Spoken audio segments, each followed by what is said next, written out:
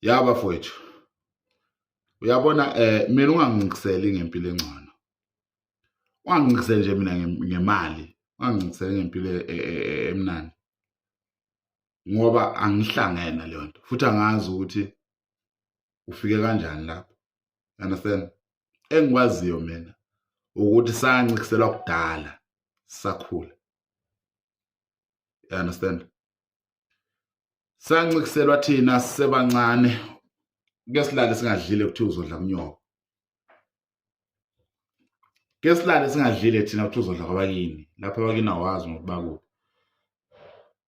Ayikho into ebuhlungu nje ukuthi umuntu akuncikisele ngokuba nomzali. Uthola ukuthi uyena umzali ey'nganeni zakhe. Akuncikisele ukuthi yena uyaphila. As a parent ukhona. Uyaphila owakho akekho. Ibuhlungu leyo nto. Kakhulu futhi ayiphumi kalula enhlizweni. Kungenzeka ukuthi upoke ungafuna lezo ikhubu. Upoke because kubuhlungu ngempela ukuthi umuntu akuncikisele ngento azi kahle ukuthi uyayidinga. You understand? Thina sasike silale singadlile kuthiwa uzodla kuNyoko. You understand? Uthando lomzali uthole kancane ngenxa yokuthi uhleze ebhizi okanye ungalitholi ngoba akekho. Nawe wazi kwenzekani. Awunayo umzali. Ke kuthiwe akekho umuntu ongenabakubo, bakhona abantu abangenabakubo. Uthola ukuthi awunayo umzali. Uwedwa umuntu akuncikisele ngokuba nomzali. Agiye ngethambo ngenkinga yakho, enkingeni yakho. Afike umuntu agiye ngethambo. Yabo? So zonke lezo zinto mina ngedwa zangifundisa ukubekezela. Don't stress yourself ngokuncikisela mina ngokuthi anginayo imali. Ungazistress ngokuthi mina ngilale ngadlile, no, ngijwayele lokho. Ungabi namali ngijwayele, uhlushwa amastende funa imali erent ngijwayele. You understand? Uhamba ngeenyawo ngisuka la ngiye emsebenzini ngijwayele futhi nalokho.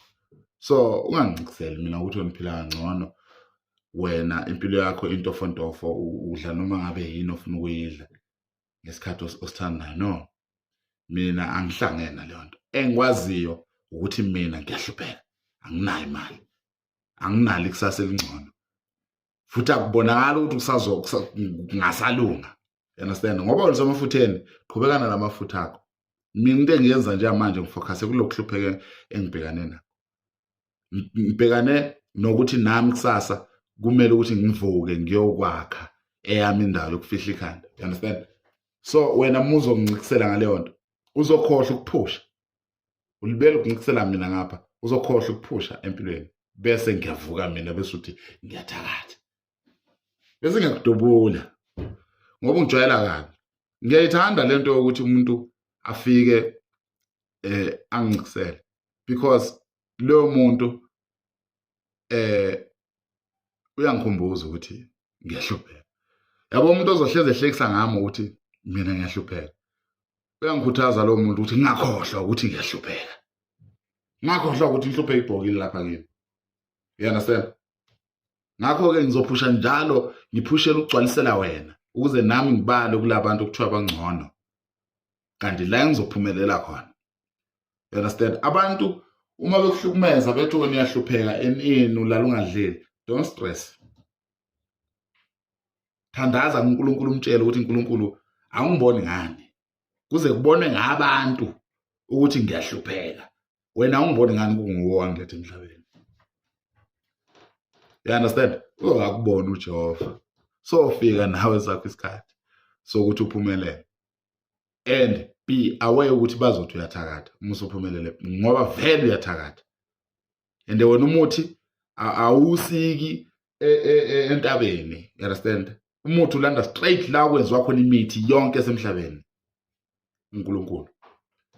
Umuthi ophethe wena ilo okuNkulunkulu. And no one ongawuthatha.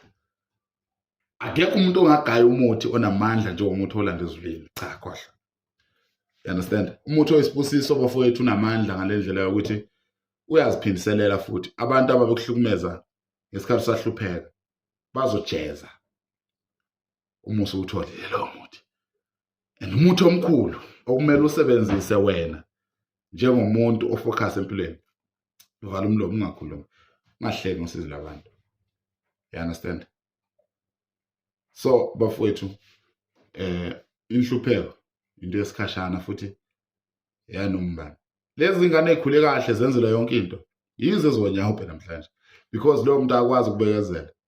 Yize intshontshayo, yize esejele ngobuningi, hayi bonke abantu abasejele ukuthi banjalo cha.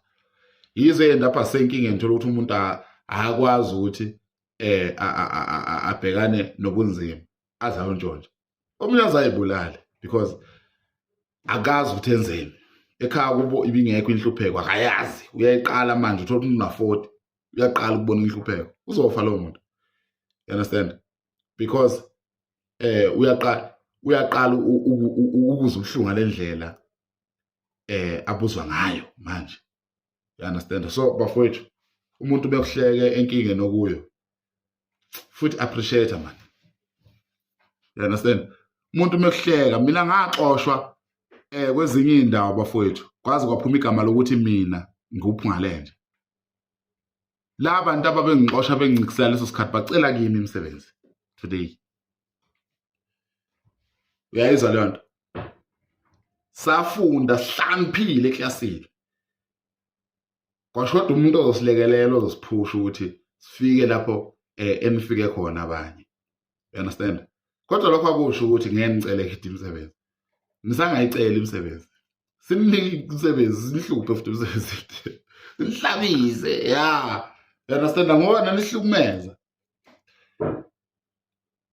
It's not all about ukufunda bafowethu. Nokusebenzisa ingqondo kuyaphumelelisa. Yabo, nokubekezela nje, patience. Bekezele nje. Yabo? So bafowethu ningaxakwa inkinga zomhlaba nabantu abaqumba ukudla nani.